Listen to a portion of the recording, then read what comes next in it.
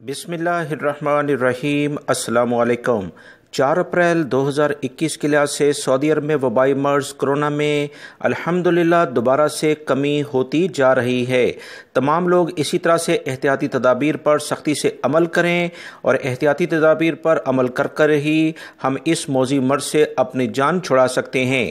سعودی وزارت صحت کی تازہ ترین رپورٹ کے مطابق 673 یعنی 673 کیسز پچھلے 24 گھنٹے میں سعودی عرب میں سامنے آئے ہیں، جبکہ 7 افراد انتقال بھی کر گئے ہیں۔ انا للہ و انا الیہ راجعون۔ 504 افراد صحت یاب ہو کے اپنے گھروں کو بھی روانہ ہو چکے ہیں۔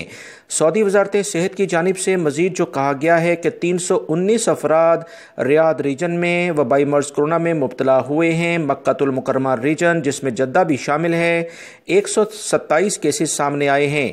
ایسٹرن ریجن جو دمام کا علاقہ ہے 96 کیسز ہیں۔ مدینہ منورہ ریجن میں 26، حائل ریجن میں 19، اسیر ریجن میں بھی 19، قسیم ریجن میں بھی 19 کیسز ہیں، جبکہ تبوک ریجن میں 12 ہیں، جازان ریجن میں 11، ناردرن بارڈر شمالی حدود کے جو علاقے ہیں اس میں 9 کیسز ہیں، الجوف ریجن جو سکاکا کا علاقہ ہے 7 کیسز ہیں، نجران ریجن میں 5، البہار ریجن میں 4 کیسز ہیں۔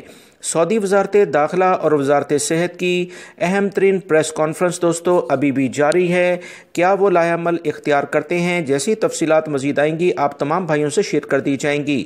سعودی جنرل سیکیورٹی کی جانب سے کل اعلامیہ جاری کیا گیا تھا کہ عوام نے اگر احتیاطی تدابیر پر سختی سے عمل نہ کیا تو حالات وہی 2020 والے، جس طرح سے لاک ڈاؤن اور کرفیو لگا تھا، کاروبار زندگی بند تھا، خدا نہ خواستہ کہیں وہ پلٹ نہ آئے۔ عوام سے اپیل کی جاتی ہے کہ احتیاطی تدابیر پر سختی سے عمل کریں۔